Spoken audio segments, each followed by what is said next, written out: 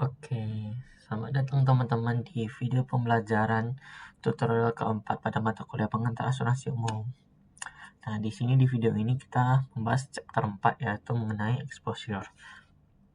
Mungkin langsung masuk aja. Mengapa exposure penting? Nah, di sini tuh ada hubungan dasar dalam pricing, yaitu premium sama dengan base rate dikali exposure dikali rating adjustment.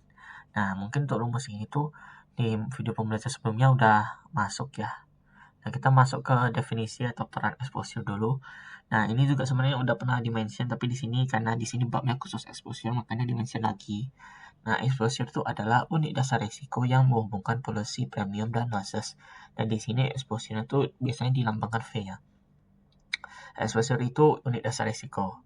Lalu, banyak tarif itu dinyatakan per unit exposure, misalnya per car year atau per house year. Nah, di sini car, house itu semua ditentukan sama jenis asuransinya. Jenis asuransi. Kalau misalnya asuransi kesehatan ya orang nih nanti.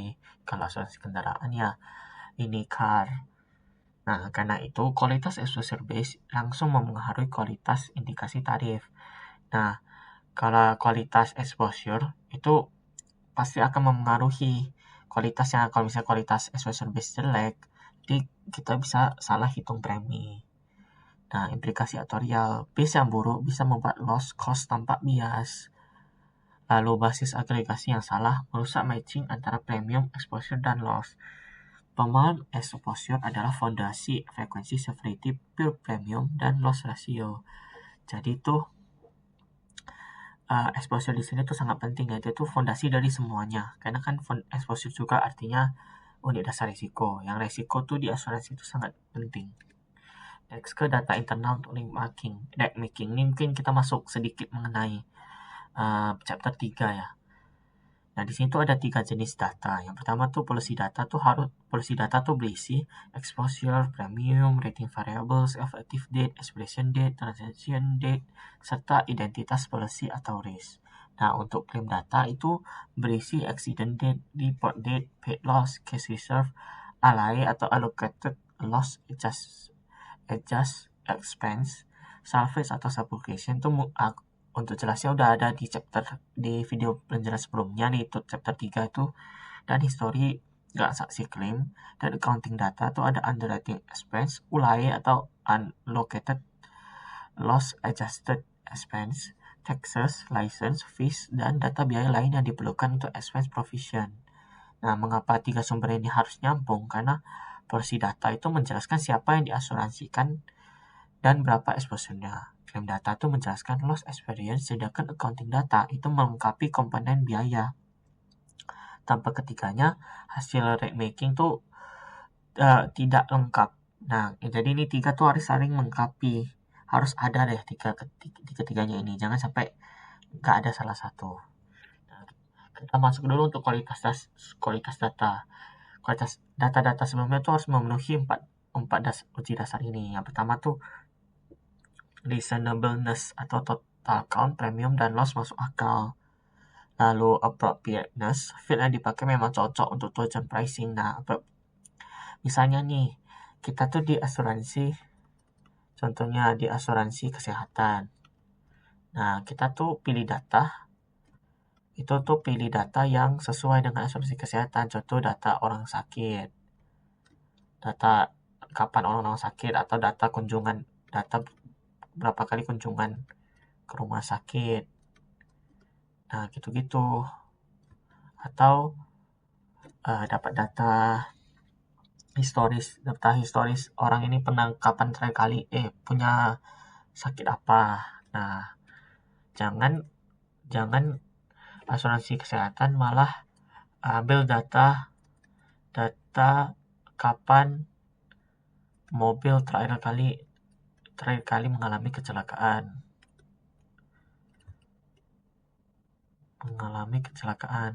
Kan kayak gak nyambung gitu kan.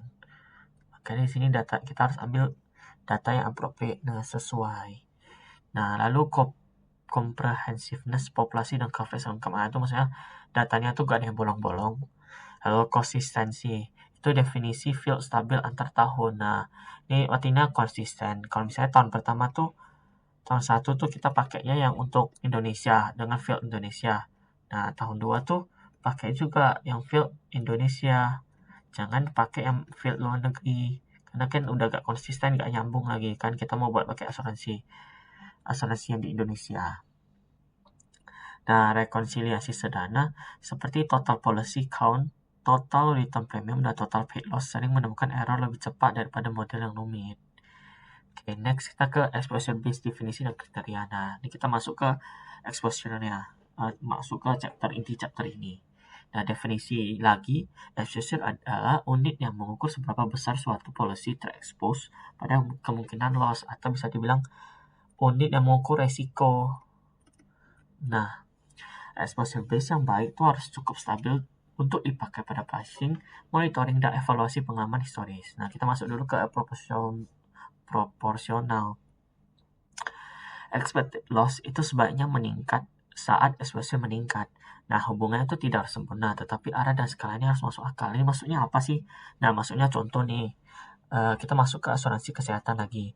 Nah, contoh resiko orang sakit, contohnya tuh 2%. Nah, expected loss-nya tuh anggap aja awalnya tuh 5 juta lah contoh. Nah, kalau misalnya dia resikonya orang sakitnya naik jadi 5%, expected loss juga harus meningkat. Contoh lah jadi 6 juta atau berapa deh. Dia tuh gak boleh. Kalau tetap itu masih ada kemungkinan. Tapi dia tuh gak boleh malah menurun. Kalau misalnya expected loss yang menurun, ini itu aneh. Berarti antara ada dua yang salah. Ada 3 deh. Salah hitung, salah jenis asuransi, sama salah pengambilan exposure. Nah, kalau misalnya dia tuh turun, kalian salah hitung expected loss ternyata salah hitung, atau asuransi salah, ternyata nih bukan asuransi kesehatan, ternyata nih itu asuransi yang lain, kendaraan contohnya. Nah, dia tuh asuransi kendaraan, tapi kalian pakai resiko orang sakit. Jadi kalau misalnya dia sakit gak ada hubungan sama yang kendaraan, sama. Atau kalau misalnya dia tuh kalian salah ambil jenis exposure-nya atau exposure base-nya. Di sini tuh ternyata dia tuh asuransi kendaraan lagi. Harusnya di sini kan kita ambilnya resiko mobil mengalami kecelakaan gitu kan, atau lecet. Nah, jadi kalau misalnya yang benar tuh harus setara. Jadi dia tuh kalau naik, resiko kalau naik, exposure kalau naik, expected loss-nya juga naik. Oke, lanjut ke practical. Exposure itu harus mudah diukur, objektif, mudah diverifikasi, serta tidak terlalu mudah dimanipulasi oleh insurer. Nah, ini jadi kita harus pilih tuh exposure yang baik tuh harus mudah diukur. Kalau susah kan kita mempersulit diri sendiri. Lalu kalau objektif ya haruslah, masa kita pilih exposure yang subjektif. Lalu mudah diverifikasi serta tidak terlalu mudah dimanipulasi. Lalu historical precedence konsisten dengan praktik industri dan seri data historis, sehingga implementasi tarif itu lebih stabil dari waktu ke waktu. Jadi kita harus cek juga data historis, walau kita nggak boleh terlalu terpaku gitu. Next ke contoh exposure base yang umum dipakai. Jadi di sini ada beberapa exposure base yang umum dipakai. Yang pertama tuh personal automobile atau kendaraan. Di sini tuh asuransi kendaraan. Jadi exposure base-nya tuh earn carrier atau mobil di sini car. Karena kan kendaraan, jadi dia tuh car. Kalau homeowners ya jadi house. Lalu worker compensation tuh payroll, commercial general liability itu sales revenue, payroll, square footage, number of units. Lalu commercial property itu amount of insurance coverage, professional liability itu number of professional years atau citation years, personal articles floater itu value of item. Nah, catatan penting, satu produk tuh bisa memakai exposure base yang berbeda untuk coverage yang berbeda. Contohnya liability dapat berbasis payroll, sedangkan property itu bisa berbasis amount of insurance. Oke, next ke exposure base untuk large commercial risk. Nah, ini tuh exposure base kalau misalnya besar ya large di sini. Itu ada dua. Yang pertama tuh composite rating, sama yang kedua loss rated composite. Composite rating tuh dipakai ketika exposure detail sulit diaudit terus-menerus sepanjang policy term. Jadi premium awal dihitung dari beberapa exposure estimate. Selama policy term, perubahan exposure dipantau dengan satu proxy measure yang representatif. Jadi itu dia tuh gak hitung per polis atau per exposure. Di sini tuh dia hitung per proxy. Nah, kita tuh udah anggap per proxy gitu. Nah, contohnya tuh jika property value. Nah, di sini kita udah anggap property value itu dipakai sebagai proxy. Jadi kalau misalnya property value ini naik 20%, premium total policy itu dapat disesuaikan sekitar 20%. Jadi dia property value-nya juga naik 20%. Nah, tanpa menghitung ulang setiap coverage secara terpisah. Nah, kita gak usah hitung ulang, kita cuma bisa prediksi. Dengan ini kita bisa kira-kira aja kalau naik 20% kalau kita pakai composite rating. Karena kan udah banyak ya mempersulit diri kalau misalnya kita gak tebak ini. Baru langsung ke loss rated composite. Nah, premium itu lebih langsung didasarkan pada pengaman loss historis dari risk tersebut. Nah, secara implisit, exposure base-nya adalah risk itu sendiri. Cocok untuk risiko besar yang unik dan tidak mudah dipetakan oleh base standar. Nah, di sini tuh maksudnya loss rated composite itu dia menganggap exposure base-nya tuh risk itu sendiri. Berarti resikonya tuh sebagai exposure base-nya. Dia gak ada exposure base yang kayak sebelumnya kan kalau car atau apa. Nah, ini tuh boleh dipakai kalau misalnya resikonya tuh sangat-sangat besar. Dia tuh udah besar yang unik. Maka di sini exposure base-nya tuh resiko dia sendiri dan pengalaman loss historis. Kita masuk ke 4 ukuran exposure. Nah, di sini ada 4 jenis exposure. Nah, mungkin di video tutorial yang pertama sudah dijelaskan, tapi di sini kita masuk lagi. Nah, kan ada 4 jenis itu. Ada return exposure, earned exposure, unearned exposure, sama inverse exposure. Di sini return exposure tuh total exposure dari polis yang diterbitkan pada periode tertentu. Nah, kita bisa tulis saja. Kalau mau gampang kita tulis begini. Ini 0-12. Nah, contohnya di sini ada satu. Nah, di sini satu return exposure. Kalau misalnya ada satu polis, satu exposure, ya satu return exposure. Lalu earned exposure itu bagian dari return exposure yang masa pertanggungannya sudah dijalani sampai valuation date. Itu contohnya nih. Dia tuh mulai ini contohnya 0 sampai 12 ya. Itu dia asuransinya bertahan 1 tahun. Contoh dia tuh udah jalan sampai 9 bulan. Nah, dia tuh udah jalan sampai 9 bulan nih. Berarti earned exposure-nya tuh ya ini 9 dibagi 12 atau 3/4 di sini. Berarti earned exposure tuh yang udah dijalani. Lalu earned exposure tuh kebalikan dari earned exposure. Dia tuh bagian exposure yang belum dijalani. Nah, berarti yang ini kan belum dijalani tuh. 3/12. Sisakan 3/12 yang belum dijalani. Nah, atau 1/4. Jadi earned exposure di sini tuh bagian yang belum dijalani. Nah, kalau inverse exposure itu jumlah unit yang masih aktif pada satu titik waktu tertentu. Ini contohnya kalau misalnya pada waktu 9 ini ada 3 polis yang masih aktif tuh ada 3. Berarti inverse exposure ini 3. Inverse exposure di sini tuh berbeda dari yang unearned sama earned. Sama return juga dia tuh kayak gak ada hubungan gitulah. Jadi relasi dasar return tuh earn tambah unearned-nya. Emang di sini kita juga bisa lihat 1 tuh 3/4 ditambah 1/4 ke di sini. Return sama dengan tambah unearned. Lalu earned exposure itu umumnya dipasangkan dengan loss untuk rate making. Nah, kalau inverse exposure itu lebih cocok untuk monitoring portfolio, dashboard underwriting, dan current book view. Oke, kita lanjut ke return exposure versus earned exposure. Nah, return exposure itu seluruh exposure policy ditempatkan pada saat policy ditulis.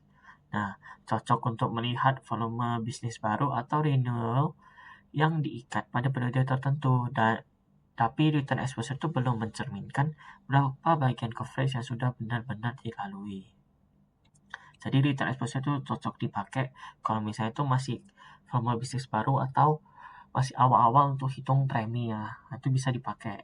Lalu untuk earn exposure itu dialokasikan mengikuti porsi waktu coverage sudah berjalan.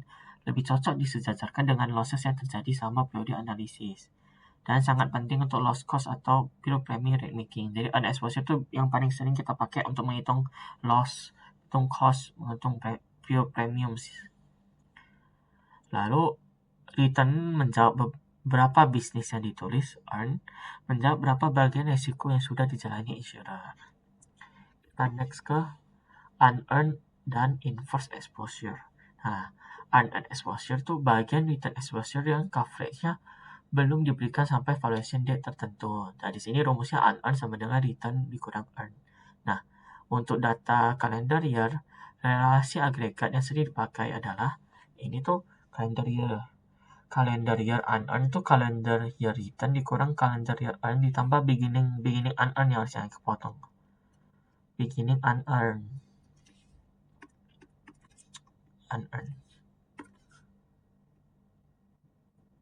Oke. Lalu inverse exposure itu snapshot jumlah unit yang aktif tepat pada suatu tanggal atau jadi jumlah unit yang aktif lah. Nah, inverse exposure itu berguna untuk monitoring portfolio dan growth, dapat dipakai sebagai proxy saat earn belum tersedia, tetapi tidak langsung cocok menggantikan earn untuk rate making. Nah, next ke calendar year versus policy year. Nah, mungkin di sini ini itu kita untuk yang exposure ini lebih melihat untuk ini dua antara ini dua year. Kalau yang di chapter sebelumnya mungkin kan udah ada 4 jenis tuh, tapi di sini kita lebih lihat ke yang dua ini. Nah, calendar year. Calendar year itu mengelompokkan exposure atau transaksi yang jatuh di dalam tahun kalender tertentu. Biasa tuh kalender year per tahun, jadi itu tuh 1 tahun, misalnya 2025, 2026. Cepat tersedia dan mudah direkonsiliasi dengan accounting data. Lalu sering dipakai saat kebutuhan utama adalah kecepatan dan konsistensi pelaporan. Lalu kalau policy year itu mengelompokkan exposure dari policy effective date-nya berada di tahun yang sama. Matching exposure premium loss lebih kuat, tetapi perlu waktu lebih lama sampai pengalaman satu policy year menjadi lengkap. Jadi itu yang paling kelihatan beda nih dua tuh untuk calendar year ini cepat. Karena dia gak peduli kapan polis ada loss, kapan dah claim ada loss, kapan polisnya tuh dia gak peduli. Dia cuma pedulinya tuh 1 tahun. 1 tahun itu. Jadi kalau yang mau cepat itu bisa ambil calendar year. Tapi kalau mau yang lebih matching exposure premium loss itu yang policy year. Dia tuh lebih betul untuk kalau misalnya mau matching sama exposure premium loss itu policy year. Tetapi itu dia butuh waktu lebih lama biar lengkap. Dia tuh butuh 1 tahun lebih baru bisa lengkap. Nah, trade-off utama gunakan calendar year ketika ketersediaan cepat dan rekonsiliasi accounting lebih penting. Nah, untuk yang akuntansi lebih penting, untuk penghitungan uang akuntan lebih penting, nah itu bisa pakai calendar year. Tapi kalau evaluasi underwriting year dan matching exposure premium loss lebih penting daripada kecepatan, gunakan policy year. Next, nah di sini juga ada 4 jenis calendar year ini perbandingannya. Dan mungkin di sini kita baca secara singkat aja perbedaan-perbedaannya karena untuk lebih jelasnya tuh udah dibahas di chapter sebelumnya. Nah, di sini kita lihat calendar year yang dikelompokkan tuh premium earn, loss transaction di tahun tersebut. Nah, kekuatannya itu tuh yang paling penting itu cepat tersedia. Murah, cocok untuk financial reporting. Nah, tapi kelemahannya tuh dia tuh mismatch dengan loss. Karena kan kita gak lihat per loss-nya. Kalau accident year itu dia dikelompokkan dengan loss. Jadi kapan ada loss atau claim, nah dia tuh dihitung. Nah, dia tuh lebih baik untuk mencocokkan loss occurrence dengan exposure period. Nah, kelemahannya tuh butuh development untuk immature years. Berarti dia tuh lebih lama nih berarti. Dia tuh lebih lama dari calendar year. Lalu untuk policy year dia tuh per policies. Dan kekuatannya tuh dia yang paling bagus, match terbaik dari exposure dia tuh yang paling bagus untuk matching antara exposure, premium, dan loss. Nah, tapi dia tuh yang paling lambat. Kelemahannya dia tuh paling lambat ya maturnya. Dia tuh butuh kayak kurang lebih 1 tahun, berapa bulan, 6 bulan, 9 bulan, biar selesai untuk 1 tahun doang. Karena kan kita harus lihat per polisnya itu ya. Kalau report year itu claims berdasarkan report date. Nah, kapan di report? Nah, dia tuh baru ditulis, makanya namanya report year. Nah, itu cocok untuk claims made, coverage, dan studi reporting pattern. Nah, tahu kelemahannya dia sensitif terhadap reporting lag. Kalau misalnya ada yang telat report nih, nah ini mungkin bisa agak masalah nih di report year. Next, kita masuk ke contoh data polis tahunan A sampai F. Di sini tuh ada tabel nih ilustratif. Ada 6 polis A sampai F. Di sini kita lihat efektif tuh maksudnya kayak mulai asuransinya ya. Kita lihat yang A tuh tanggal 10 bulan 1 udah mulai.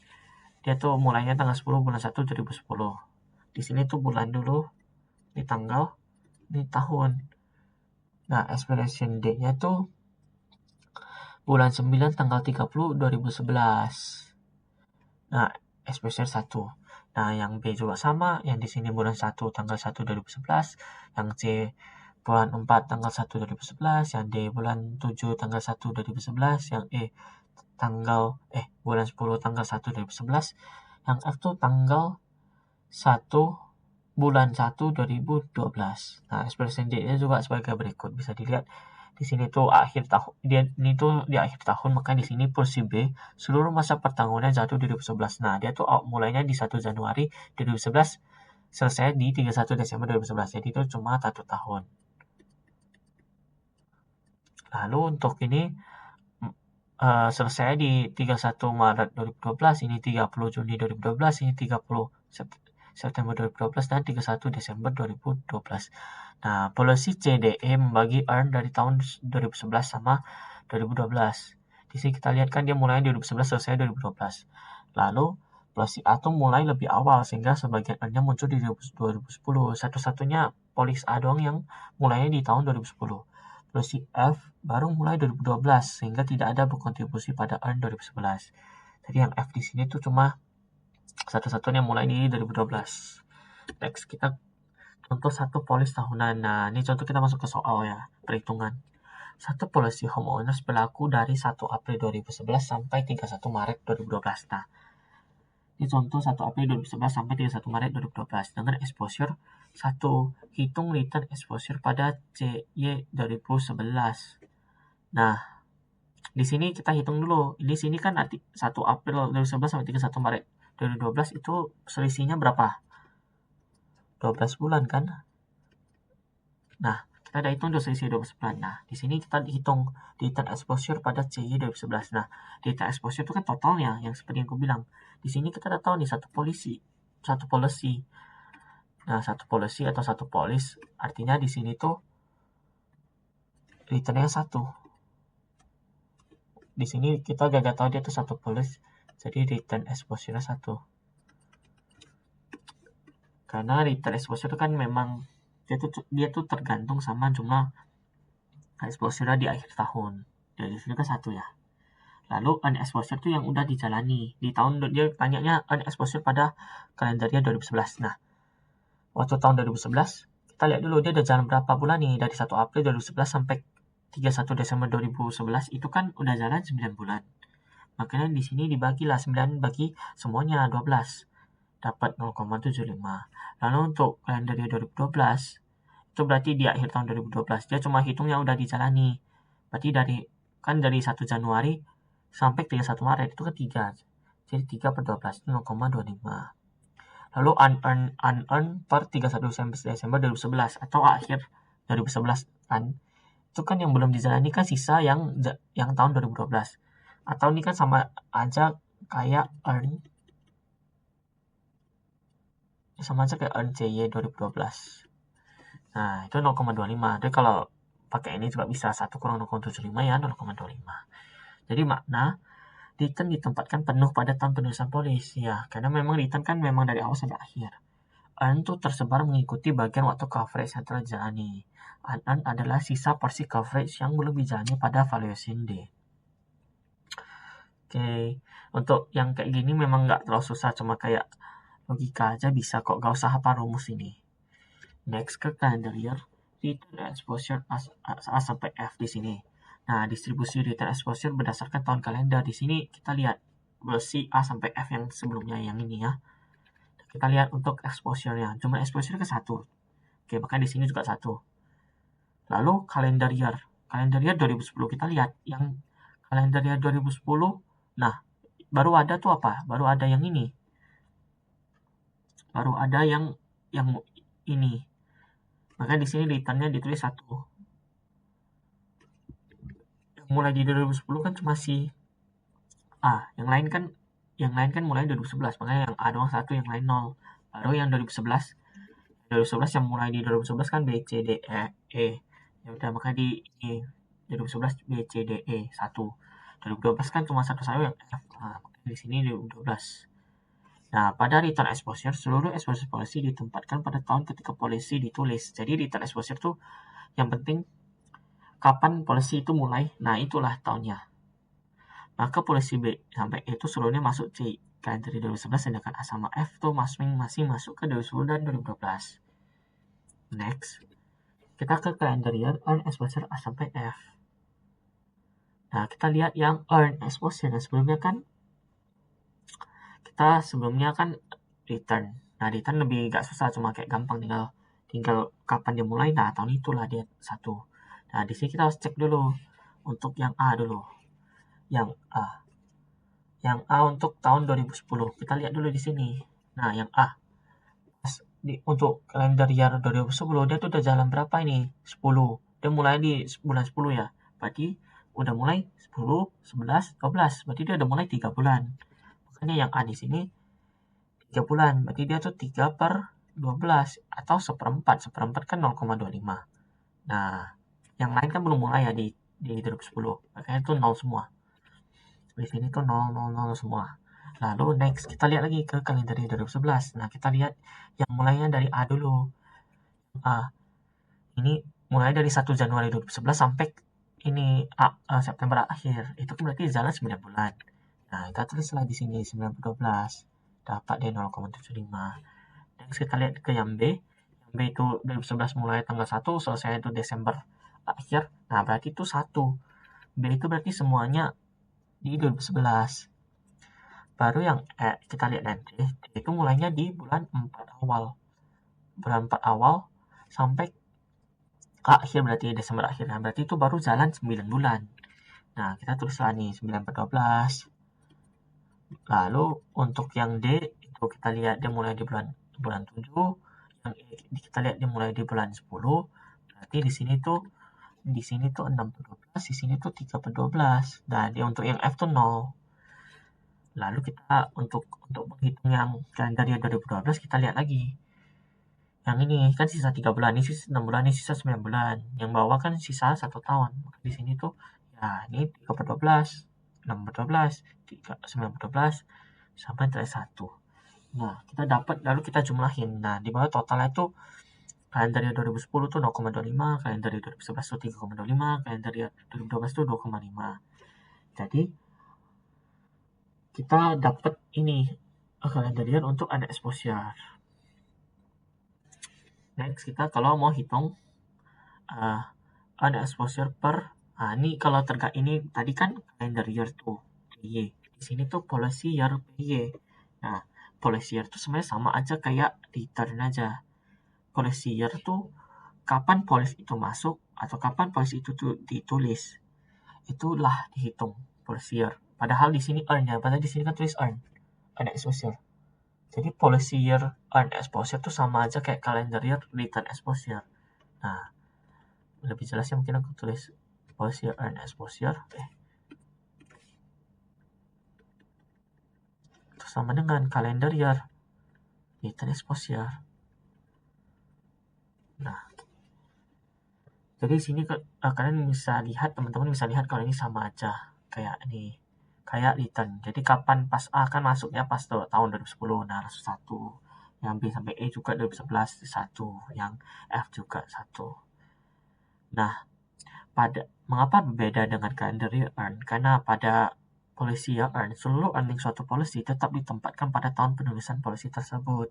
Jadi exposure satu polisi itu tidak dipecah ke dua polisi yang berbeda. Dia tuh pas kapan dimasuk, nah dia tuh dihitung gitu. Dia tuh beda dari yang calendar year.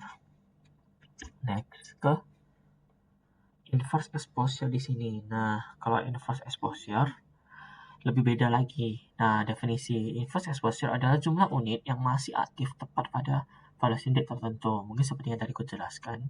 Cara bacanya, cara baca itu tarik garis vertikal pada valuation date, lalu hitung semua policy yang masih dipotong oleh garis tersebut. Nah, ini di sini kita mau gambar grafik, jujur. Kalau mau gambar grafiknya mengikuti buku boleh, mau gambar grafik sendiri juga. Sebenarnya yang paling bagus sih mengikuti yang diajari Mas Rusto atau di PPT-nya atau di buku. Nah, ini tuh dia persennya nih, ini tuh persennya di sini tuh waktunya. Ini waktu, ini persen kapan kayak berakhirnya. Contohnya 100%. Ini 5%. Yang ini tuh kayak kapan maksudnya kapan itunya, flashing date. Kapan dah habis lah bisa dibilang. Atau sudah selesai, 100% sudah selesai. Nah, kita bisa tulis dulu nih. Contoh sini tuh 1 di sini 1 bulan 1 lah. Di sini tanggal 1 bulan 1 2010. Terus ini 1/1/2011. Ini 1/1/2012. Nah, saya 2012 saja. Di sini kita lihat di yang A 1/10/2010 sampai 9/30. Nah, ini dia kurang lebih kayak gini lah. Nah, kita bisa gambar A kayak gini kurang lebih. Nah, jujur yang harus yang penting yang bawah ini dia ini bawah tuh kalau misalnya mau 0 di sini bisa, ke mau 0 di bawah sini juga bisa. Jadi dia tuh menyentuh sampai ini bisa pakai kira-kira aja ya, guys. Teman-teman. Contohnya kan tadi 9 ya, berarti sinilah. Sampai sini. Tuh. Nah, ini A. Yang penting ini juga 100. Baru tarik lagi garis. Baru kan yang B ini tarik top B. Baru tarik lagi. Yang C tadi 41. Nah, 41 tuh kurang lebih inilah. Tarik nih. Top. Nah, kita lebih gampang ini.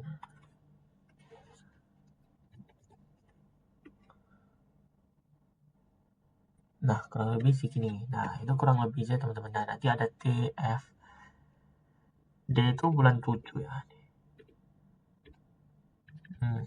Itu bulan 7. Nah, kita bisa pakai lagi ini D kurang lebih di sini. Nah, dah.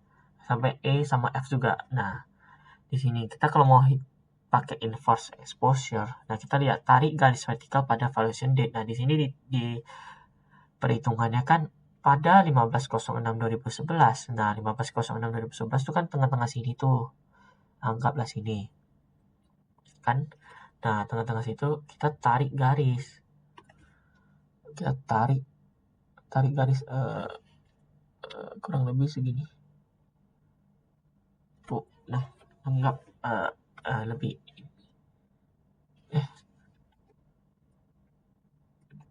Nah, nanti ini garisnya nanti lebih sini ya.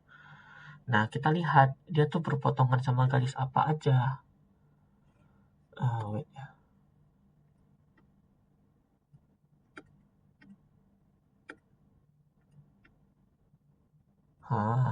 Nah.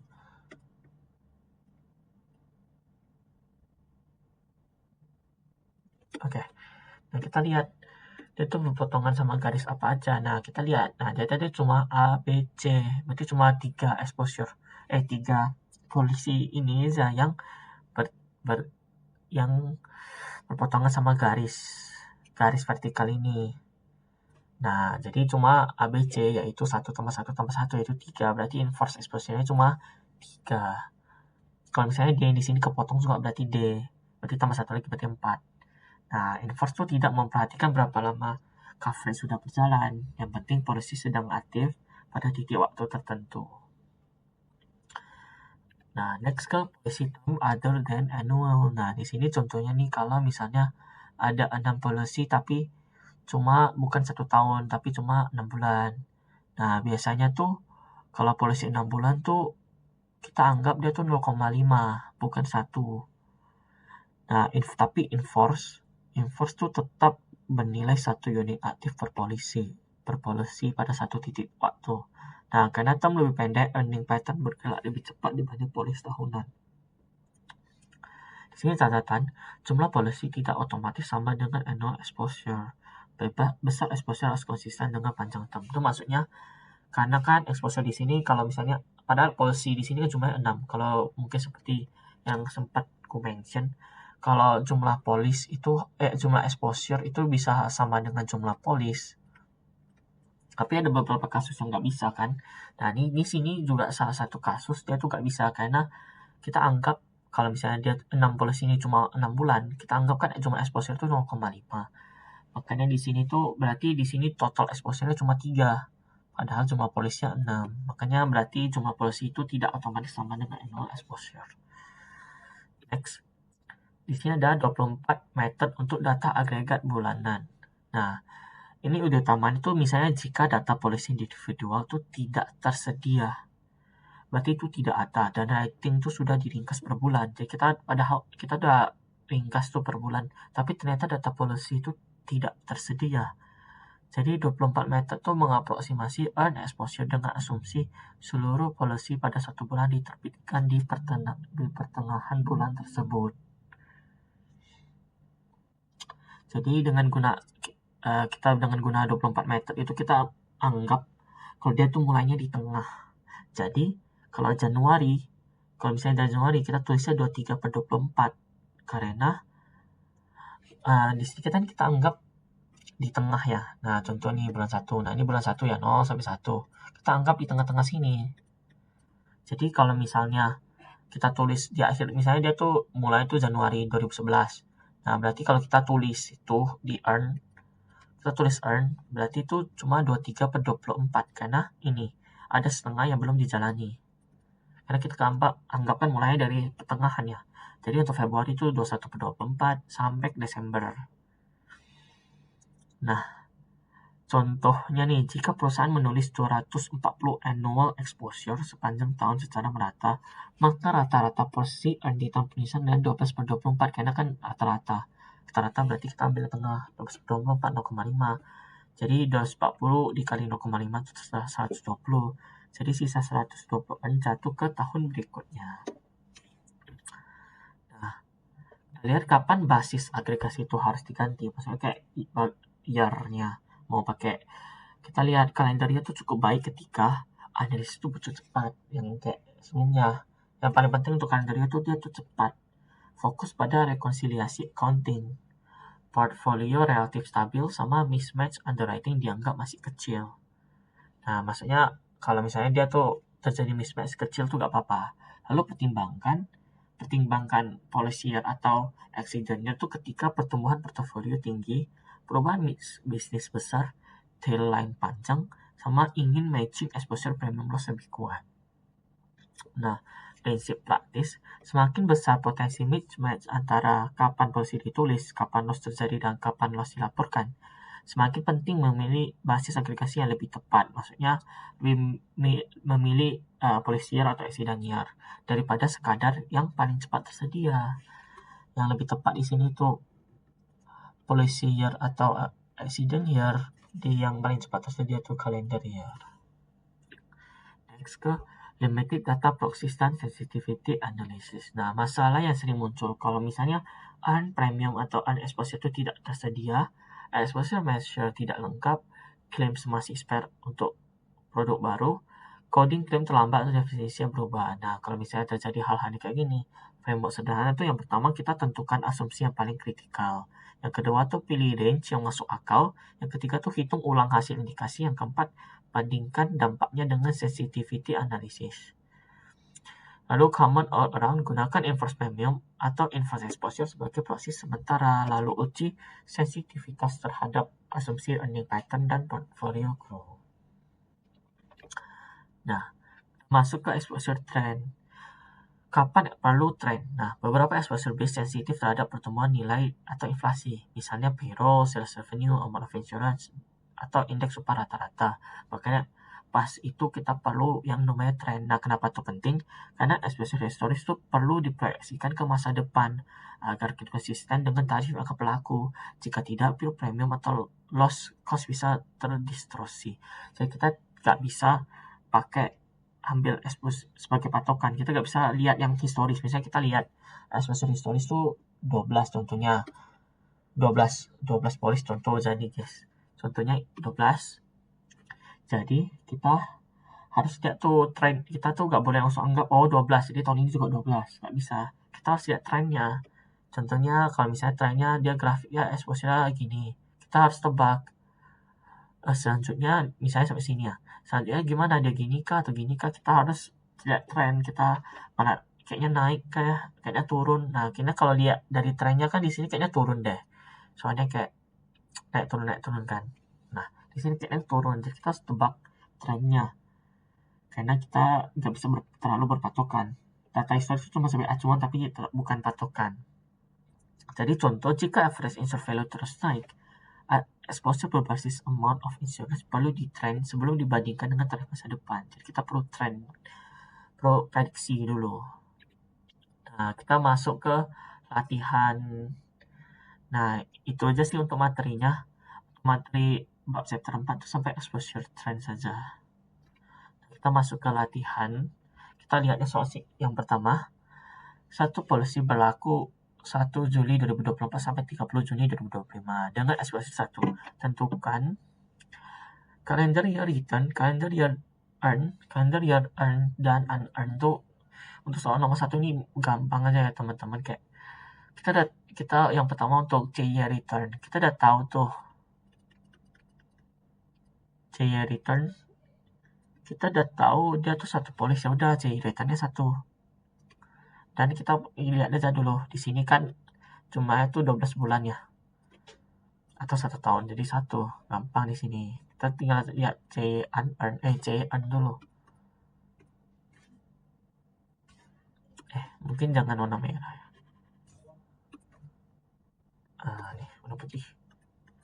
Nah sini kita lihat C return itu sama dengan 1 dengan C earn 2024. Itu kita hitung aja udah jalan berapa lama. Kalau akhir 2024 udah jalan 6 bulan, 0,5.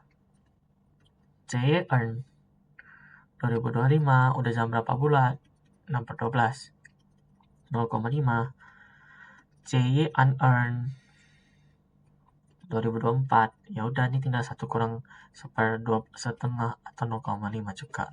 Nah ini untuk soal nomor 1 itu gak terlalu susah, cuma pakai logika aja dapat. Yang kedua, jelaskan kapan kalender year tuh lebih cocok daripada policy year untuk evaluasi tarif. Nah CY itu lebih cocok ketika tujuan analisis itu melihat pengalaman yang paling relevan dengan kondisi tarif saat ini.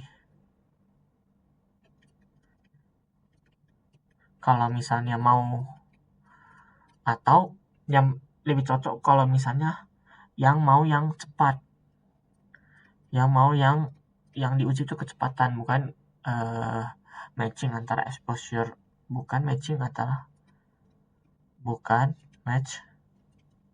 antara premi loss.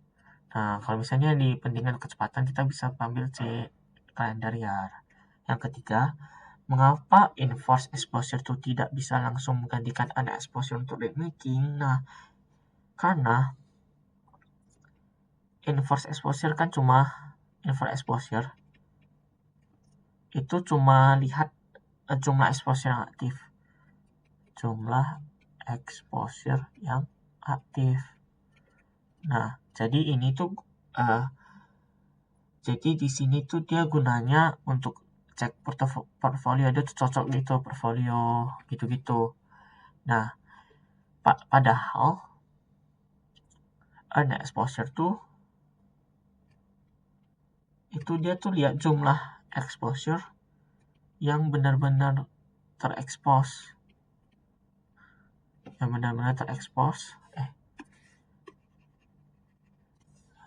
Cuma exposure yang benar-benar terekspos atau sudah terlewat. Jadi inverse gak bisa gantiin earn karena kayak dia mereka berdua aja pengertiannya berbeda. Satu tuh hitung jumlah exposure aktif, yang satu lagi tuh yang sudah dilalui. Jadi makanya nggak bisa. Jadi inverse tuh cocoknya kalau misalnya hitung yang portfolio gitu. Kalau earn tuh cocoknya yang hitung di rate making loss di rate making. Nah, yang keempat, jika policy term hanya 6 bulan, apakah satu policy selalu sama dengan satu exposure? Jelaskan. Nah, tidak. Jika kalau misalnya policy term hanya 6 bulan ini tidak selalu ya, tidak selalu sama. Bukan tidak sama, tapi tidak selalu sama. Karena kalau policy term 6 bulan itu seringkali dianggap 0,5 exposure, bukan satu exposure. Makanya disuruh salah. Kecuali kalau dia tuh pakai basis policy term 6 bulan, dia tuh bukan pakai annual. Dia kalau bukan pakai basis annual, misalnya pakainya yang semester run per 6 bulan. Nah, mungkin policy-nya bisa sama. Tapi kalau di sini tuh biasanya tuh kita pakainya 0,5 exposure annual. Nah, ini untuk soal latihannya. Oke. Sampai di sini aja untuk materi chapter 4 mengenai exposure. Nah, mungkin kalau misalnya teman-teman ada pertanyaan atau ada yang kurang jelas, bisa langsung chat aja PC aku atau chat di grup. Semangat UTS ya teman-teman. UTS kayaknya Senin ya. Semangat UTS-nya. Semoga semua dapat nilai A. Makasih.